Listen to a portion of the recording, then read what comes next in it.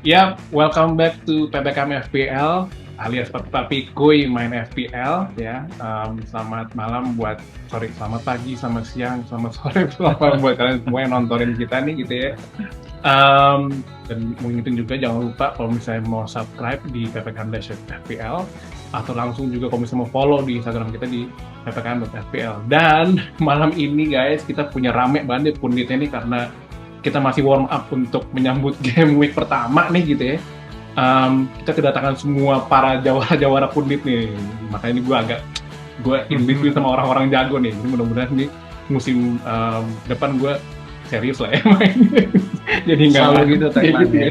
serius. Serius musim depan gitu ya. Musim ini bro. Musim ini, oh iya udah musim ini. Ini. Dan kemudian juga ini berdua nih ada Papi John nih kita akan berdua nge-host nih gitu ya. Minta Desar ya. Terus di juga ketinggalan ada para pundit kita malam ini, ada Papi Yoga nih. Gue juga mau congratulations juga buat akhirnya jadi papi nih gitu ya. Papi. Thank you. Aduh, bayi lagi tidur nih, nggak bisa kenceng-kenceng. Berarti udah mulai bisa begadang ya, udah game malam ya. Terus kan Papi Yoga juga ada Papi Bram nih. Kebetulan Papi Bram juga dia udah punya Twitternya baru nih, FPL Ngaco nih. FPL Ngaco, ada orangnya. Terus juga ada Papi Firzan nih, alias Papi Ijan. Saya udah rame juga nih. Iya lumayan. Kayaknya kita buat musim ini juga udah ada ini ya liga ya, liganya PPKM ya. Nanti kita taruh di bawah kodenya ya. Jadi kalau yang mau join Ya, tapi kita main jangan seru-seruan aja. Nah, tapi jangan terlalu jago-jago banget. Nah, tapi dipasang lagi. Ntar terlihat kredibilitasnya. Ya sulit kok kredibilitasnya begini. Iya. Oke. Nah, masuk nih. Seperti biasa kita punya beberapa segmen nih. Pertama review dari kita mau review the transfer yang lagi in dan out nih. Ini juga lagi panas banget nih sama nungguin De Jong juga belum datang nih untuk para fans MU. Terus juga ada strategi dan planning untuk menyambut game pertama nih. Dan yang ketiga adalah Captain Picks. Nah, gitu. Mungkin kita masuk segmen pertama, ada si Papi FPL Ngaco nih, mungkin bisa ngasih. Biasanya nih kayak ini Fabrizio Romano-nya PPKM FPL nih. Papi Bram ada berita apa aja sih nih dari transfer nih? Iya. Kalau yang paling fokus ini sekarang sih tentang Leicester ya. Leicester tuh lagi udah kayak Giant kayak mau tutup kemarin tuh mau dibeli semuanya. Nah, yang pertama itu si Fofana mau dibeli Chelsea. Ini kalau misalnya jadi, murah banget nih buat back enabler 4,5. Kemudian Kasper Schmeichel ini katanya mungkin besar udah ke Nice.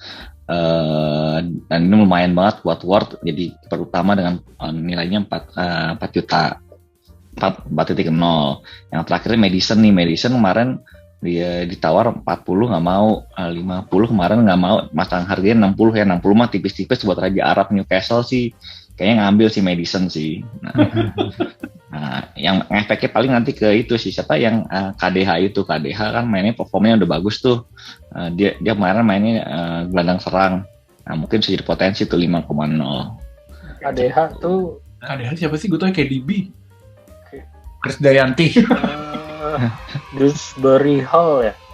Iya. Diferensial lagi gitu ya. Keren emang Papi Bram. Iya. Dewsbury Hall udah pakai. Tahu ya, tahun lalu. Ya kan? Budget enabler Leicester. Benar. Terus ada lagi ya? Itu sih palingan sih kalau ada transfer sih. Jadi petanya bisa berubah banget dengan kalau misalnya pindah ke Newcastle, Madison tadinya orang pakai tripper buat ngambil free kick taker, sekarang udah ada Madison, mungkin bisa bagi-bagi tugas tuh. Nah, sedangkan si KDH tadi itu kan kemarin udah ambil corner nih, mungkin sekarang corner dikuasain sama dia, free kick juga kali kalau misalnya si Madison cabut. Gitu. Anthony gimana? Jadi ke MU nggak? Anthony, aduh, belum ada infonya bos. Kemarin dia golin, dia gini-giniin ke badge-nya Ajax tuh. Kayaknya stay sih feeling gue. Tapi ya memang mau sayap juga kalau belum ada Martial atau siapa keluar juga ribet juga ya dia mainnya. Greenwood nggak bakal main lagi gitu. Greenwood nggak bakal main lagi, dia kayaknya apa namanya Penjara masih penjara lah, jadi ya udahlah ya, kita hilangkan saja harapan untuk dia bermain kembali gitu ya. Terus juga kemarin juga ada apa namanya Sven Botman yang baru masuk ke Newcastle, itu mungkin bisa jadi watchlist ke depannya. Sven Botman ya, itu pemain dari Liga Prancis. Gitu itu juga salah satu watchlist juga nanti ke depannya. Terus siapa lagi? Ada lagi ya? Mungkin teman-teman punya ada berita transfer lagi mungkin? Haaland belum disebut, Haaland Ya, tapi Haaland. Tapi memang apa ya tiap awal musim gitu ya, kita selalu hype dengan orang-orang yang baru masuk ke Liga Inggris. Betul. Tapi pada akhirnya ya mereka tuh butuh waktu juga buat ngetun gitu ya. Kalau gue ngelihatnya ya gitu. Jadi mungkin nggak usah overhyping dengan semua yang baru-baru sih. Lihat dulu aja performance-nya kayak gimana gitu kan ya. Sebenarnya kemarin di Lukaku lah ya. Kita nggak overhype dia, tapi ternyata nggak nail sama sekali ya. Kita malah di loan lagi ke Inter gitu ya. Nah, Mitrovic muncul lagi nih. Itu kayak 2 musim lalu apa jebakan terus gitu kan. Karena jago di Liga 1 ternyata malah culun. Gua kena tuh. Gua keep dia kelamaan. Mitrovic ya. Yo, tapi sekarang udah pada kapok ya orang-orang. Yang punya juga masih di bawah 1%. Benar. Udah mulai belajar lah, orang udah mulai pinter lah sekarang, nggak kayak dulu. Lu nekat terus ya. Mantap, oke. Lanjut. Alright. Jadi kita sekarang mungkin tadi udah dengar dari Bram soal berita-berita transfer yang akan masuk nih. Nah mungkin kita muter dikit gitu ya, lihat teman-teman punya siapa aja nih yang kira-kira essential buat dipunyai di game week pertama gitu. Sebelum nanti kita muter lagi buat ngomongin diferensial ya. Kebetulan kita diferensialnya adalah pemain yang ownership-nya masih di bawah 10% gitu ya. Dan kalau dilihat kan memang banyak banget tuh pemain-pemain yang di atas 10% gitu kan ya. Gitu. Jadi mungkin dari Papi Bram dulu ya. Kalau untuk yang must have-nya itu sekarang ini gue sih rekomendasi kalau benar nih si Kasper Schmeichel-nya cabut, yaitu si Ward sih. Ya kapan lagi punya kiper utama 4 harganya 4, dan itu timnya bukan tim yang receh. Kalau musim lalu kan Watford kan timnya receh kan. Nah kalau ini ya Leicester ya lumayan lah, Brendan Rodgers masih top 10 lah, masuk pasti bottom up lah. Nah, itu sih kalau rekomendasi. Kalau orang pasti itu yang paling gue rekomendasiin. Tapi kalau Schmeichel nggak jadi cabut? Cabut sih. Udah pasti cabut sih. Berpasti ya. Bakal Everson atau Ward? Kayaknya sih mungkin Ward. Kayak sih Ward, karena udah dipercaya sih di terakhir press con-nya si Brendan Rodgers bilang dia udah cukup happy sama performanya Ward. Karena Everson striker, Stephen Everson. Wah, jangan manajer ya. Bukan Allen Iverson ya. AI mah kita. Beda cabang tuh. Main itu seperti Sixer. Ini Iverson. Alright. Oke, Papi Yok. Aduh, gue sih yang pasti-pasti aja lah ya. 3 mungkin top 3 gue ya. Mau Salah, terus mungkin Trent Alexander-Arnold. Satu lagi sebenarnya mungkin menarik di season itu Gabriel Jesus sih. Kayaknya di template orang-orang Jesus nih kayak benar-benar jadi striker utama ya. Gue juga naruh sih jujur aja karena preseason bagus banget. Gue nggak tahu kenapa, confident banget tuh kayak. Mungkin gue pengen nanya Papi Bram tuh. Kenapa sih gitu? Kok bisa si Jesus nih jadi jago tiba-tiba? Simple sih, kemarin tuh emang sebenarnya kan dia asli striker, cuma kalau masih Pep dia main ke samping. Kedua si Martinelli kalau bisa nonton itu nyetel banget sih sama dia beberapa kali asisnya dari Martinelli. Sama-sama orang Brazil soalnya. Bisa jadi, kayaknya udah kong kali kong biar masuk Brazilnya sama-sama buat Piala Dunia kayaknya sih. Kayak gitu ya. Kong kali sama terakhir Arteta udah tahu stylenya karena udah dilatih sama Arteta kan. Biasanya yang udah Arteta udah tahu biasanya diambil sama dia, kayak si Zenko juga diambil, ternyata bagus banget back kirinya gitu. By the way, Zenko akan main jadi back apa jadi midfield? Ini calon out of position nih. Calon out of position nih. Tergantung sih ini soalnya ini kan si Arsenal ini kan dia mau ngejar Liga Champions musim depan. Opsi pertama itu pasti kalau nggak main di UEFA, ngejar Piala Juara UEFA atau enggak 4 besar, lihat dari perjalanannya waktu. Kalau misalnya nanti yang cedera, misalnya kayak Saka kan penyakitnya kan kartu merah lah, langganan kartu. Nah, dia bisa ke tengah buat gantiin posisi role number 8-nya. Tapi kemungkinan besar sih Tierney injury prone gitu. Jadi safe bet nggak? Paling nggak buat main dulu deh. Kalau gue sih, kalau si Zinchenko sih saat ini pakai pakai dulu, tapi lihat dari perkembangan Thierry sih udah mulai masuk ke itu sih, tempat gym sih, cuman nggak tahu mulai mainnya kapan gitu. Ya nggak yakin, jadi jangan dulu deh. Iya. Dia tuh di timnas mainnya jadi midfield ya. Iya, dia asli kan gelandang serang dia. Playmaker bahkan ya di timnas. Oh, playmaker, interesting. Iya. Ya. Tapi kalau Jesus memang kayaknya esensial karena sekarang kalau gue cek ownership-nya 72%. Yep. Jadi ya mendingan if we fall together gitu kan ya. Kalau bagus ya bagus bareng-bareng gitu kan. Mungkin itu dia tuh daripada lu yang 30%-nya gitu kan. Iya, makanya. Jadi main sama. Itu biasanya Om Egi sih, Papi Egi itu biasanya tuh 30%.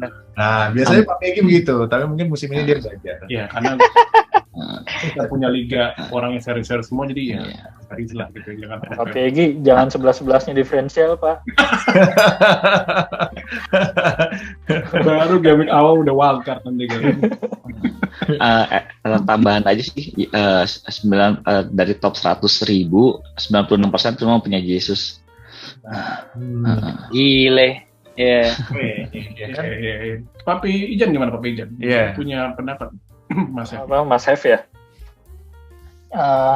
Gue sih ya dari forward aja deh. Mungkin kalau di tim gue sekarang gue masih pakai Haaland nih. Ya dari kemarin tiap hari gue ganti Haaland lagi, ganti Haaland lagi.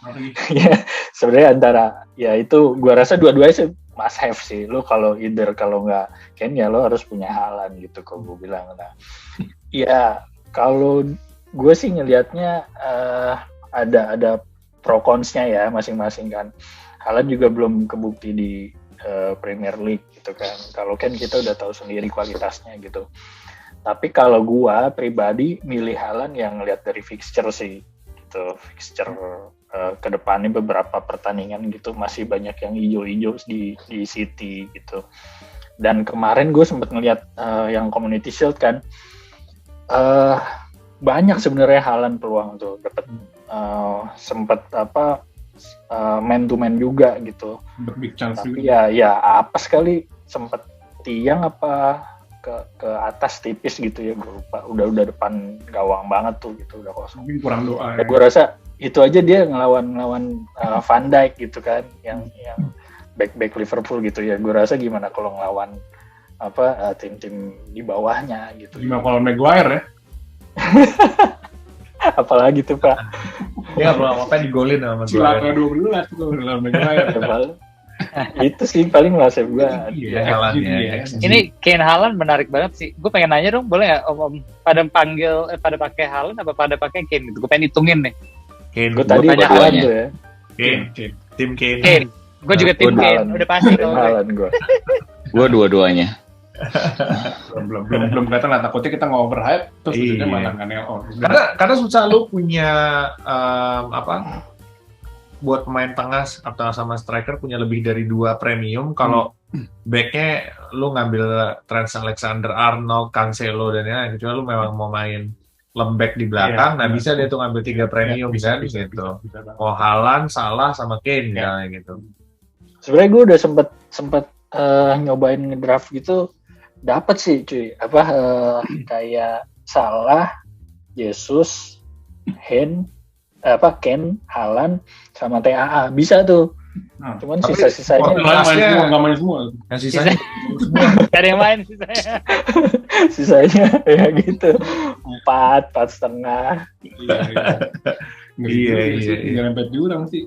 Pak, tapi pertimbangan lainnya ya, seberapa ancamannya kah Julian Alvarez terhadap Haaland? Kemarin dia golin, ya kan, pas pre-season kan, malah Haaland yang belum golin tuh, gitu.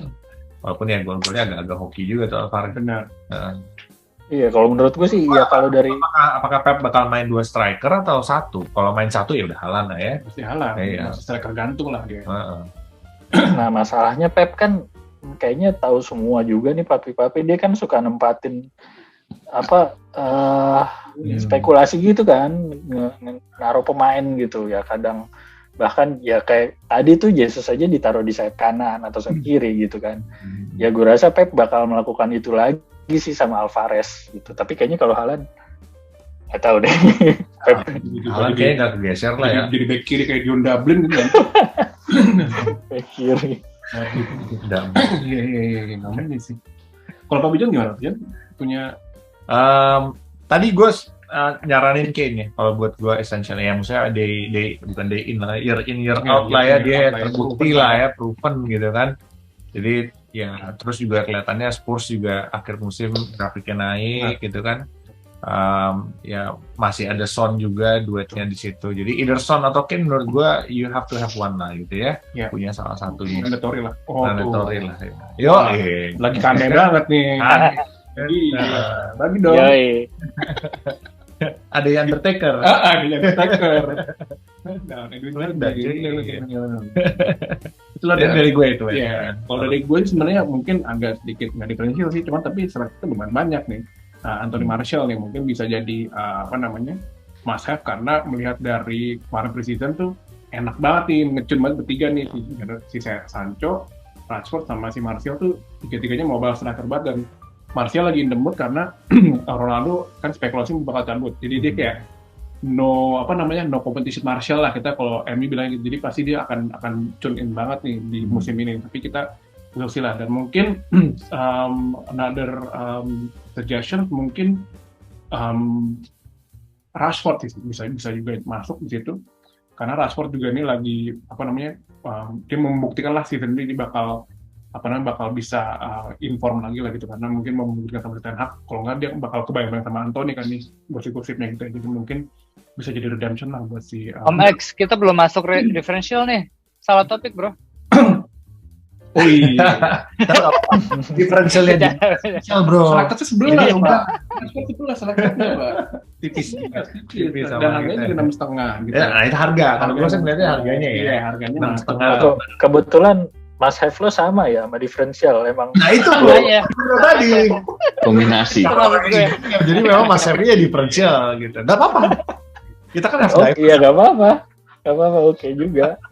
Cuma ya hati-hati aja Pak, gue takut nanti lu 11 pemain diferensial kayak kemarin. Gak apa-apa, kita udah ingetin. Kalau belum insaf juga itu pilihan dari hidup lah ya kan. Kayaknya perlu pakai duit sih musim ini sih. Biar insaf beneran. Nanti gue tanya menteri budgetnya approve nggak nih buat kita pakai duit. Oke lanjut. Jadi kita sekarang nyari yang diferensial ya, gitu. Oke boleh. Tadi udah gue awalin tadi ya, si Martial atau Rashford lah, differential. Mungkin papi-papi semua. lu mau enaknya aja lu sekalian. Nggak mau mikir. Gak mau mikir. Muter dulu deh. Muter dulu deh. Zan, siapa Zan? Gua agak mes juga nih. Gue sebelumnya saat gue masukin Mount, terus gue cek gitu. Selectednya berapa persen, ternyata 10, sekian lah gitu, masih 10% gitu. Maksud gue dia poin tertinggi di Chelsea musim lalu gitu kan, dan sampai sekarang masih sekitar 10% ya. Menurut gue itu bisa jadi diferensial sih kalau gue bilang gitu. Dia poin tertinggi di Chelsea yang attack-nya juga lumayan gitu. Ya mungkin saat ini masih problem lah gitu dengan masalah defense-nya, mungkin dengan perginya si Rudiger gitu. Iya. Tapi ya gue rasa attack-nya kalau kemarin gue lihat di preseason sih, kebetulan yang gue tonton dia si Mount juga aktif, nyerangnya oke banget gitu, sangat krusial di penyerangan Chelsea gitu. Sterling mungkin ngebantu juga, cuma Sterling kan ya kayak biasalah golnya kayak gol-gol nggak sengaja gitu. Tap in gitu kan, cuma positioningnya bagus banget ya. Mungkin nanti Simon juga dapat sering ngasih assist ke Sterling juga gitu sih gue rasa. Good choice sih menurut gue ya. Mount juga hampir dibilang ya Chelsea attacking midfield yang paling nail on lah ya, bisa dibilang. Talisman sih kalau gue bilang. Yang lain gitu. Jadi kalau mau Chelsea aset ya dan non back Mount sih paling bagus menurut gue ya. Ya, sama harga gue bilang worthy lah ya, masih 8 gitu. Seperti saingan aja banyak yang di price bracket di 8 itu. Ya kan, termasuk si Saka gitu ya. Tapi Saka bukan differential anyway. Ya. Lanjut. Yoga, Gua tuh mikir Mahrez sih. Karena kayaknya Mahrez nih udah pasti nail on ya, jadi starting 11. Feeling gue ya, nggak tahu ya. Pep kan punya Pep roulette-nya lah ya. Cuman kayaknya early in the season feeling gue Mahreznya bisa nail on. Jadi cukup menarik sih, apalagi dia juga nggak mahal-mahal banget. Terus main di City fixtures-nya bagus banget. Berapa game pertama. Jadi gue sih Mahrez sih gue kepikiran. Itu tadi gue cek cuma berapa 8% gitu. Iya. Ownership-nya. Jadi menarik banget ya. Iya. Kalau dia udah pasti aja main, tuh gue really considering sih sebenarnya, man. Bagus, karena emang attacking threat-nya juga bagus gitu. Iya. Di tim yang bisa dibilang selalu nyerang lah ya. Benar. Tim yang selalu attacking juga. Bram? Ambil penalti nggak sih? Siapa? Mahrez. Masih. Iya, itu good point juga, bener juga. Penalti taker masih. Dia masih ambil Akhirnya dia penalti. ngambil leasing di Adidas Finance sih. Ngambil penalti. Beda Pak. Gak taat dia ya, gak taat. Makanya kena penalti terus. Iya, makanya. Dendamnya lo telat bayar. Bram, coba Bram, differential lo Bram. Kalau gue Aronson nya Leeds, bukan Aaron Carter ya, walaupun sama-sama dari Amerika ya. Gue milih Aronson, gampang. Pilihannya pertama gue nyari yang pasti kan semuanya banyaknya mewah-mewah nih. Pasti gue nyari yang budget enabler lah hitungannya lah. Dia 5,5 dan dia gantiin posisinya Rafinha yang kemarin main di sayap kanan. Dia ambil bola-bola mati dan orang pasti pikirnya ada ngambilnya si itu aja siapa, si Neto-nya Wolverhampton itu statnya sekarang si Jimenez cedera, sedangkan kalau statnya si Neto tanpa Jimenez ternyata nggak sebagus itu juga ternyata, dan mainnya agak sedikit golnya agak defisit kan kalau misalnya Wolves, sedangkan kalau Leeds menyerang dan fixture-nya bagus sih untuk yang 10 game ke depan gitu. Sorry, tapi gaya mainnya kayak Rafinha gitu apa gimana sih, Bram? Kalau kemarin eye test sih lawan si Cagliari lebih mirip sama si KDB sih, kayak KDB pasang ke kanan sih. Ada satu pas yang kayak model-model pasnya KDB yang true pasnya ke depan tuh totonya Bamfordnya udah tinggal ya begitulah, tinggal langsung dengan doing Bamfording lah gitu. Dan menarik sih, maksudnya nih orang ternyata menarik juga 5,5. Tadi mikirnya ngambil Neto, tapi Neto lihat Jimenez nggak ada, si Aronson ternyata bagus juga, dan kan stylenya Leeds kan mainnya menyerang banget kan, apalagi Bamford sekarang udah balik lagi nih. Nah itu sih yang jadi pertimbangannya sih. Makanya di pre-seasonnya gue lihat asisnya banyak sih emang tuh si Aronson itu statnya. Menarik. Berapa harganya Bram? 5,5 dan itu masih 0,9 lagi, lebih kecil daripada zakat loh ownership-nya. Gitu. Zakat 2,5. Iya. Bagi gue sih dapat insight juga tadi, ada si Papi Jaka tuh, dia ngasih insight tuh. Crystal Palace juga semenjak kehilangan Conor Gallagher nih yang ke Chelsea ya, karena kan dipulangin lagi tuh. Eberechi Eze kemarin menggila-gila nih gitu ya. Tiba-tiba kan dia juga tadinya sempat di CDM, tapi sekarang jadi ke attacking midfielder. Kemarin main juga pas precision nail on banget. Terus menurut gua attacking threat-nya bagus nih. Jadi mungkin walaupun ownership-nya juga masih kecil banget, tapi mungkin bisa jadi differential gitu. Harga sih 5,5 masih oke lah ya. Dan mungkin bisa jadi watchlist lah gitu. Ngomong watchlist aja ya. Ya, paling itu pertimbangan lagi. Masih lihat juga kemungkinan rolling itu pasti akan ada, karena apa? Karena sekarang statnya udah bisa 5 ya. Dulu kan sebelumnya cuma 3, sekarang jadi 5. Dan itu pertandingannya bakalan padat banget karena November udah harus mau nggak mau harus libur karena kan udah World Cup kan. Itu sih. Dia harus jadi consider juga. Itu Pep Rule lebih ngeri lagi berarti ya. Iya juga. Baru gue penasaran juga sih, nggak ada yang ngeliatin pemain Nottingham ya? Nottingham tuh beli pemainnya gila banget juga loh Dean di Henderson. season. Ada Niakate lah, ada siapa itu? Ada yang menarik Lingard. nggak tuh? Papi Bram gue penasaran sih. Ada yang menarik nggak menurut lu Papi Bram? Kalau gue, karena gue itu selalu strateginya selalu ada jurang pemisah dari si miskin dan si kaya, gue ngambilnya si Nico Williams. Sama Dia Nico dengan- Williams ya? Iya. Karena Murah dia meriah. jadi wingback kanan lagi. Udah pasti main lagi ya. Uh, Iya, harga juga murah ya. murah 4,0. Iya, harga 4 rendah. perak ya. Bisa kita ngambil Haaland sama Kane di depan tuh ya. Tapi sama Patterson gimana? Nah, Peterson juga menarik tuh di Everton Kalau kan.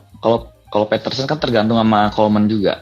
Coleman-nya kalau misalnya udah balik, nah cuma kita nggak tahu nih Coleman nih sampai kapan nih, karena kan kadang-kadang kebugarannya dia udah 3-4 kalau nggak salah tahun ini dia, jadi kan kebugarannya kita nggak tahu nih apakah bisa balik atau enggak. Dan Patterson Bisa jadi Gitu. next Livramento kali ya dia. Gitu. Nah, bisa jadi tuh. soalnya di Rangers dulu dia banyak tuh itu. Ya, Asis dan yang lain. banget. Nah, Tavernier itu ya. Iya. Iya, Christensen udah 2 assist dia. makanya pretty good.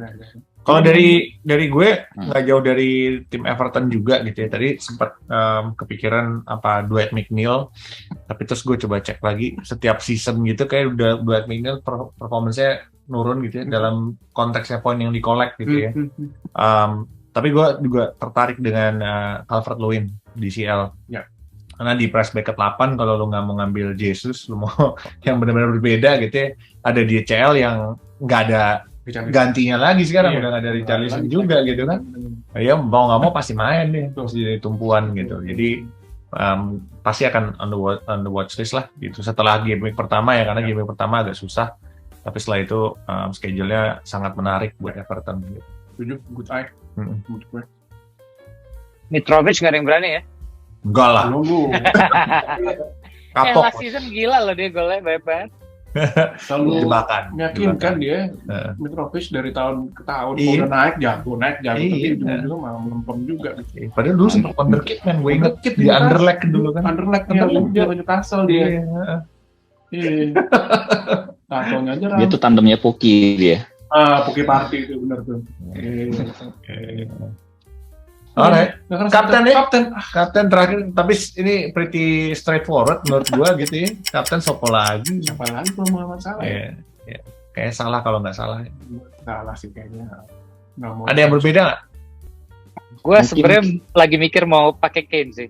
Kayaknya Nah, sama Sama ya. good alternatif sih. Iyalah, Heeh. mungkin Iya. Lawannya Southampton soalnya lagi lumayan nggak stable juga. Terus Kane juga bagus banget sih preseason. Iya. tapi Southampton itu awal-awal musim selalu ini ya, susah, tapi pas tengah musim terakhir malah jelek gitu. Tahu gue ya. Southampton tuh main Iya biasanya gitu. suka mendadak gegen pressnya niat gitu, pas udah tengah ke belakang malah jelek. Bisa juga sih. Kepikiran naruh Haaland sebagai kapten, Zan? Belum sih. Ya gue ada salah, selalu masih ada salah kapten gue. Iya. Tapi mungkin kalau fixture susah kali gitu ya. Ya kan gue 2 premium itu kan gue salah sama Haaland kan ya. Paling ya gue ngeliat fixture sih. Kalau fixture-nya kurang lebih sama ya pasti salah gitu. Tapi kalau yang kayak fixture-nya merah si Liverpool ya udah Haaland lah gitu. Tapi gue juga plan gue sih ya mungkin beberapa week aja gitu gue ngeliat Haaland. Kalau mungkin kurang ya gue pindah juga sih ke Kane, mudah-mudahan harga belum naik. Nah harapan gue milih Haaland sih sebenarnya gini, mungkin kalau saat Kane berubah harga gitu ya, Kane itu gue rasa orang udah banyak yang pegang duluan gitu kalau emang mau milih Kane. Jadi gue rasa dia harga nggak akan price rise gitu. Gue akan dengan mudah pindah ke Kane. Gue harap gitu sih. Yep. Tapi kalau untuk kapten ya paling salah sih, emang nggak ada lagi lah. Yep. Lo salah kalau nggak milih salah benar. Default captain nih. Udah deh, kita udah bahas Captain Picks di akhir segmen kita. Nggak kerasa ya, udah mau habis aja. Dan jadi thank you semua guys, papi-papi pada malam ini, Papi Bram, Papi Jan, Papi Yoga, Papi Joni, thank you udah main ke rumah gue. Nanti gue main ke rumah deh. Ya. Ya, so thank you semua guys untuk PPKM FPL kali ini, dan gue mau ingetin juga jangan lupa subscribe di YouTube channel kita di ppkm-fpl, dan di Instagram kita juga ppkm.fpl, kemudian follow berita terbarunya, dan jangan lupa juga follow si FPL ngaco ya. Dan join Liga kita. Dan jangan lupa join juga di Liga kita nanti buat detail. Ada hadiahnya kan nih Liga kita? Tahun lalu kita banyak hadiah deh. Nanti kita offline kita ngomong hadiahnya apa. Oke, siap. Oke guys, thank you semua. Alright. Thank you. Ciao.